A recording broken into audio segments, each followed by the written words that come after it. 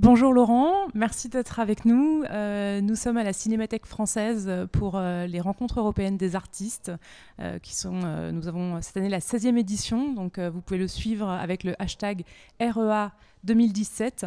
On vient d'assister à une table ronde sur le sujet « Mon travail d'artiste est-il une entreprise ?» Donc je voudrais vous faire réagir à ce sujet, mais déjà, est-ce que vous voudriez, s'il vous plaît Laurent, vous présenter ? Eh bien, volontiers. Je suis Laurent De Wild, musicien, un peu écrivain, compositeur et producteur par la force des choses de mon propre travail. Voilà. Alors, vous avez eu vous-même un parcours où vous avez commencé à signer avec une major et puis ensuite vous vous êtes... Alors, Oui. pour être précis, j'ai commencé par signer avec un petit label en contrat d'artiste avec lequel j'ai fait 4 disques. C'était l'époque où j'habitais aux États-Unis. Le petit label a effectivement fait faillite et c'est là que je suis passé par Sony pendant 4 ans, puis par Warner pendant 4 ans. Et puis je suis passé en licence chez un label et finalement l'aboutissement logique c'est je suis donc en distribution, c'est-à-dire que c'est moi qui produis intégralement tout mon travail de A jusqu'à Z, c'est moi qui paye pour tout, mais également c'est le retour sur investissement est bien entendu beaucoup plus intéressant que celui d'un contrat de licence et d'artiste bien entendu. D'accord. Donc en tant qu'artiste, à un moment donné dans votre carrière, vous avez fait le choix d'être également une entreprise. Alors est-ce que vous pourriez peut-être revenir un petit peu sur les raisons de ce choix ? Oui, c'est pas vraiment un choix. Je me suis retrouvé un petit peu enfermé dans ce coin-là. En fait, pour avoir épuisé toutes les autres options possibles. Le petit label, c'était magnifique. C'était quelqu'un avec qui je m'entendais très bien, mais que pour une raison qui, à ce jour, demeure très mystérieuse, il a complètement arrêté de bosser, juste au moment où ça marchait très bien, et la boîte a mis la clé sous la porte un an après. Mon expérience chez les majors a été extrêmement instructive, pas magnifiquement heureuse tout le temps. Mon contrat avec Sony s'est fini par un procès que j'ai fini par gagner. Mon passage chez Warner s'est fini par la remise de mon contrat une semaine avant que le directeur du bureau du jazz soit également renvoyé de la boîte. La boîte avec laquelle j'étais en licence a également fait faillite et avait des pratiques comptables qu'on pourrait qualifier de suspectes. Et donc, après avoir épuisé un petit peu toutes les possibilités, il me restait que la dernière, c'est-à-dire d'assumer moi-même les productions. Et de cette façon, si la boîte met la clé sous la porte, je saurai pourquoi. Et je ne serai pas en train de travailler avec des gens qui changent d'affectation tous les 6 mois, tout en me jurant une fidélité éternelle. Donc je pense que je n'ai pas vraiment choisi cette situation, c'est celle qui est aujourd'hui pour moi la moins pire. D'accord. C'est la moins pire, mais c'est peut-être pas tous les jours très confortable ?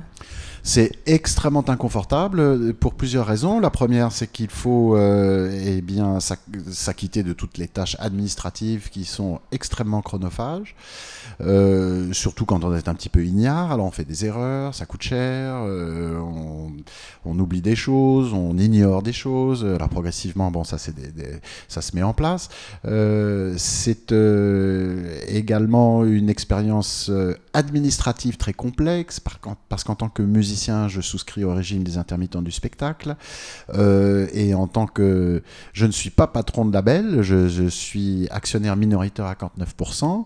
Le gérant est mon père, mais mon père n'est pas rémunéré et il est clair que parce que mon label génère juste suffisamment assez d'argent pour pouvoir produire le disque suivant, je ne suis pas dans un modèle économique où je peux salarier un gérant.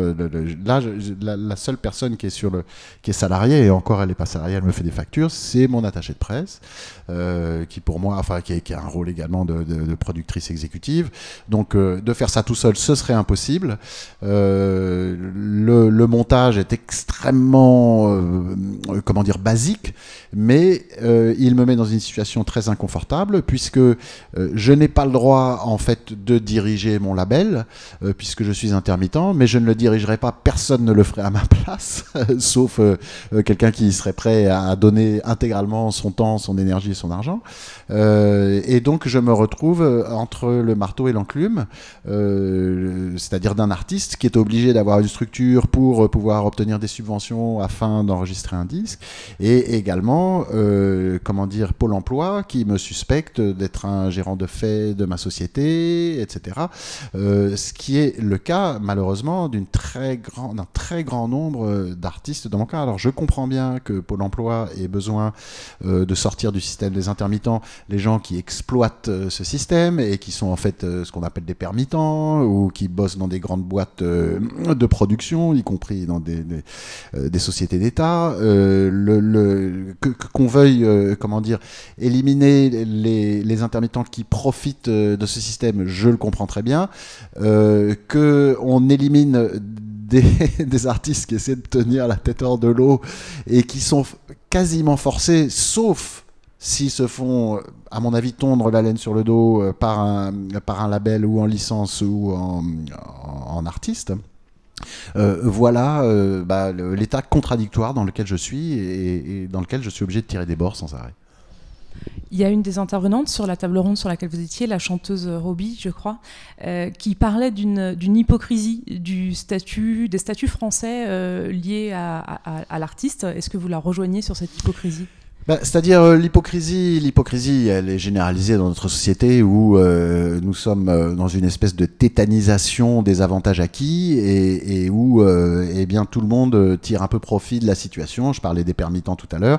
Voilà, le système des intermittents qui est un système unique au monde, qui est d'une beauté, comment dire, éclatante. Plusieurs décennies plus tard, la voilà en train de couler, tout simplement parce que des gens ont trouvé une façon d'abuser du système, de l'alourdir, et c'est pour ça que le système coule. Et parce que, d'une façon générale, Ambroise, tout à l'heure, parlait de contenu, de valeur du contenu, tout ça parce que, effectivement, on perd complètement de vue le contenu et on ne conserve que la coque administrative qui nous permet, ou non, légalement, de tirer avantage du système. Comment dire, cette constatation ne s'arrête pas à notre situation de musicien. Comment dire, je pense que toutes les institutions démocratiques aujourd'hui sont en train de souffrir de ça. Une absence complète du contenu, de l'idée qui sous-tend un système et tout simplement l'installation d'un petit circuit qui permet de conserver et voire même étendre son influence dans le système qui donne de l'argent. Donc oui, moi je suis très admiratif de cette chanteuse parce que moi le système comment dire d'autoproduction s'est imposé à moi au bout d'un circuit assez long, mais pour une artiste comme elle qui a fait ses 2 premiers albums en autoproduction et qui en a marre et qui voudrait trouver une structure, qu'elle fasse son tour de piste à elle pour tirer les conclusions après, mais je ne suis pas sûr qu'elle jugera un système plus bénéfique que l'autre, malheureusement. Alors, cette chanteuse Roby, tout comme Ambroise, qui est comédien et youtubeur, nous ont parlé avec passion du métier qu'ils exercent et également de la nécessité de devoir monter leur structure dans chacun de leurs 2 cas. Dans cette passion, on avait l'impression qu'il y avait quand même aussi une certaine naïveté, dans le sens où on les sentait très équipés d'un point de vue artistique, pas du tout équipé d'un point de vue de chef d'entreprise. Ambroise parlait notamment de la difficulté peut-être à négocier avec des grosses entreprises. Est-ce que c'est aussi quelque chose que vous reconnaissez, cette difficulté à prendre la posture du chef d'entreprise ? Oui, bien sûr. Comme je le disais tout à l'heure dans notre table ronde, l'objectif d'une entreprise, c'est de gagner de l'argent. Le fisc attend que vous gagnez de l'argent, l'administration attend que vous gagnez de l'argent parce que une entreprise qui ne gagne pas d'argent est suspecte. C'est quelque chose, ça cache quelque chose, n'est-ce pas ? Bon. Et comme on s'en est rendu compte dans cette table ronde, ce qui nous intéresse, nous les artistes, c'est de trouver une structure qui nous permet de nous exprimer et de ne pas perdre notre chemise dans le processus. Mais il est clair que si l'argent a une importance déterminante dans toutes nos décisions, parce que c'est ça qui va définir la taille du budget, de ce qu'on peut, voilà, les projections de vente, etc., on fait vraiment un travail de chef d'entreprise. Sauf que notre objectif, nous, n'est pas de faire du profit, mais d'arriver à un équilibre nul. Surtout dans le cas, parce que quand on parle d'autoproduction de phonographe, on parle d'une industrie qui est décimée depuis 10 ans. C'est-à-dire que le sujet a été très brièvement abordé, mais le disque ne sert plus depuis très longtemps que, à part quelques très rares exceptions, que comme d'une carte de visite pour rester dans le système qui fuit de toutes parts. C'est-à-dire que je sors un disque qui, grâce à l'ADAMI, à la société de producteurs, etc., selon leur humeur, pas l'ADAMI qui est un compagnon fidèle de mes projets, mais je parle des autres institutions dont on ne comprend jamais vraiment très bien les raisons d'attribution ou non d'aide à la production. Comment dire, notre réflexion, nous, d'artistes, est d'arriver à zéro. C'est-à-dire que ça ne nous coûte rien, parce que de toute façon, c'est une carte de visite. Le disque, il sort, donc le disque, il est subventionné, il sort, il passe dans les services de presse. Alors, les services de presse sont absolument débordés. La presse elle-même est dans un état catastrophique, donc il y a très peu de chroniques, il y a très peu mais ces quelques chroniques vont donner envie aux entrepreneurs de spectacles de faire venir votre orchestre, parce qu'il y aura eu des critiques. Tout ça, l'entrepreneur lui aussi bénéficie dans le meilleur des cas de subventions, tout ça est un équilibre très instable qui ne génère pas d'argent, qui en perd de toutes parts. Donc c'est vrai qu'on a l'impression un peu d'être dans un bateau qui coule et nous de nous construire notre petite barque qui permettra, espérons-le, de flotter jusqu'au prochain enregistrement. Oui, ce que vous décrivez en fait, c'est que le statut d'artiste, c'est une économie de la survie plus qu'une économie. Après ça, comment dire, à chaque fou son bonnet et à chacun son expérience. Je sais qu'il y a moi je connais des artistes jazzmen, bah oui, et pourtant ils ne sont pas belges, qui continuent à croire qu'ils vont pouvoir vraiment faire beaucoup d'argent avec ça. Il y en a quelques-uns et je les félicite, mais je ne pense pas que ce soit vraiment l'objectif de la plupart des artistes qui se lancent dans l'entreprise. Oui, d'ailleurs, on entendait un intervenant à la fin de votre intervention sur le débat qui, quand vous lui avez demandé d'ailleurs est-ce qu'il comptait en vivre, il dit oh bah peut-être, mais moi j'aimerais surtout pouvoir exprimer ma passion. Donc, oui, alors là on est à un niveau d'abnégation encore supérieur. C'est-à-dire que pour moi, être capable de vivre de son art est quand même la condition initiale, parce que sinon on le fait plus que le week-end. Et bon, comme dit le proverbe américain, if you take care of music, music takes care of you. Mais si on ne prend pas le temps de faire de la musique comme il faut, on ne peut pas attendre qu'elle s'occupe de vous non plus. Mais est-ce qu'il n'y a pas une forme d'autocensure en fait, de la part des gens qui aimeraient vivre de leur art et puis qui se disent finalement je ne vais pas me faire payer parce que peut-être déjà si j'ai le droit de m'exprimer c'est suffisant? Bon, je ne peux que répondre sur mon expérience personnelle, mais moi je me rappelle très bien, j'ai fait des études littéraires qui nécessitaient un travail constant pendant 4 ans. Et j'étais déjà musicien, j'adorais la musique, et puis ça a comprimé la place de la musique dans ma vie. Et c'est à ce moment-là que je me suis rendu compte que j'allais carrément me jeter d'un pont si je ne pouvais pas faire de la musique. Donc pour moi, le préliminaire à tout le reste, c'est qu'il faut que je fasse de la musique, quoi. Et il faut que je fasse de la musique tout le temps. Et que si j'en fais pas tout le temps, je deviens malheureux.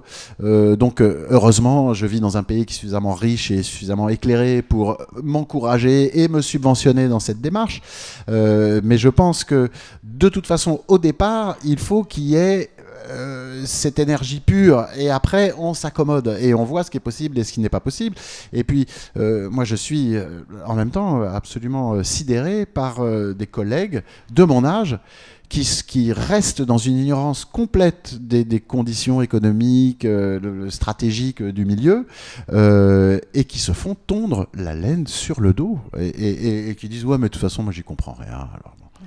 Est-ce qu'il n'y a pas justement, et ça sera ma dernière question, une nécessité pour l'artiste d'être accompagné et de mettre en place cet accompagnement de façon systématique? Si, bien sûr, et moi je suis très heureux de pouvoir mettre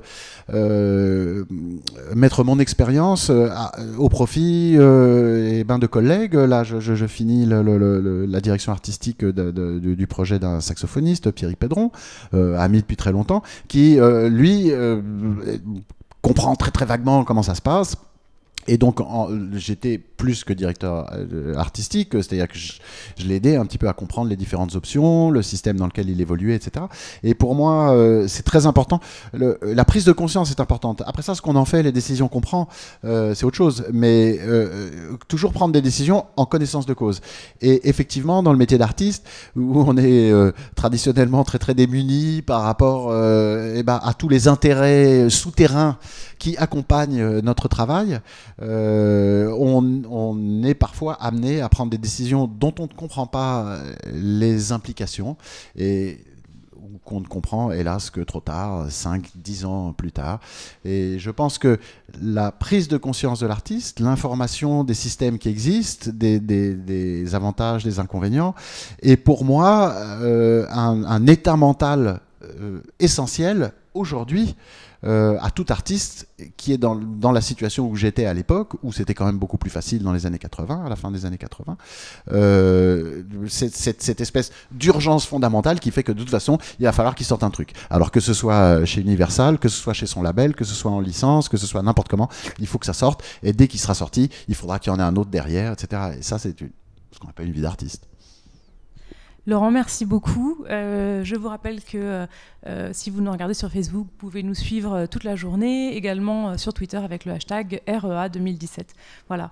Merci beaucoup, Laurent. Avec plaisir.